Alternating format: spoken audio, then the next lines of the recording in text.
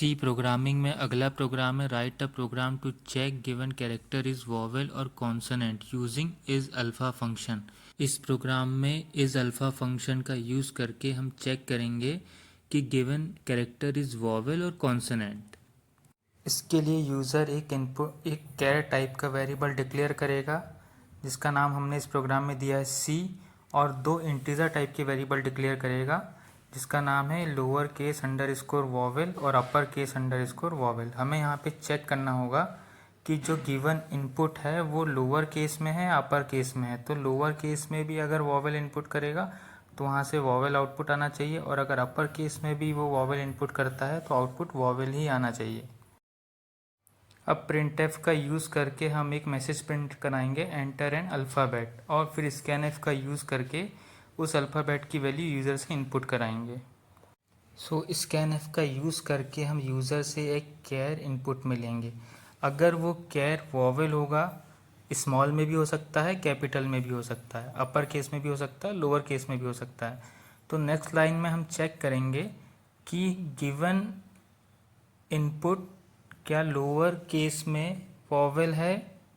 अगर वो होता है लोअर केस में वॉवेल तो हम यहाँ लॉजिकल और यूज़ करके ये फाइंड आउट करने की कोशिश करेंगे कि वो स्मॉल में वॉवेल है या नहीं। अगर वो स्मॉल में वॉवेल होगा तो हमारी कोई भी एक कंडीशन ट्रू हो जाएगी, और हमें पता है कि और ऑपरेशन में अगर एक कंडीशन भी ट्रू होती है तो रिज़ल्ट हमेशा ट्रू होता है। तो lower case underscore vowel variable में ट्रू वैल्यू आ जाएगी, मीन्स 1 वैल्यू आ जाएगी।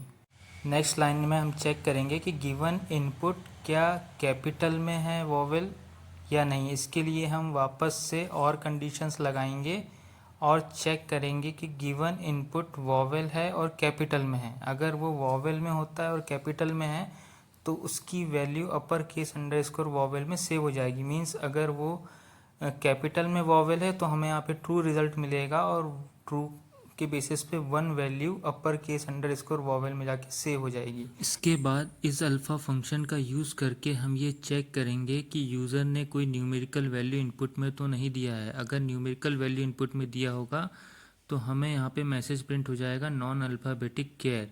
तो हमें यहाँ पे फिर कैर वैल्यू इनपुट करना पड़ेगा।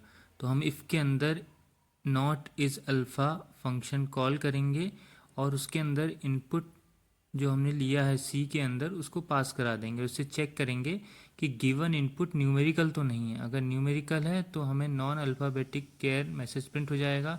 हम वापस से प्रोग्राम को रन कराएंगे और फिर हम एक कैरेक्टर वैल्यू इनपुट में लेंगे।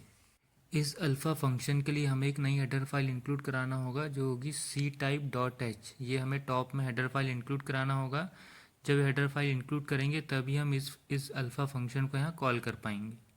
फिर हम नीचे इफ़ कंडीशन में चेक करेंगे कि अगर कैर वॉवेल है लोअर केस में या फिर अपर केस में, दोनों में से कोई भी केस में हो तो हमारी कंडीशन ट्रू हो जाएगी, क्योंकि और कंडीशन लगी हुई है और ऑपरेटर का यूज़ कर रहे हैं।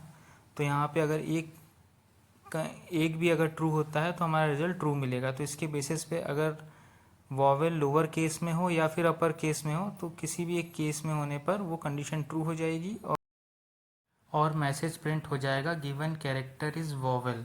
अदरवाइज एल्स कंडीशन चलेगी और मैसेज प्रिंट होगा कैरेक्टर इज़ अ कॉन्सोनेंट।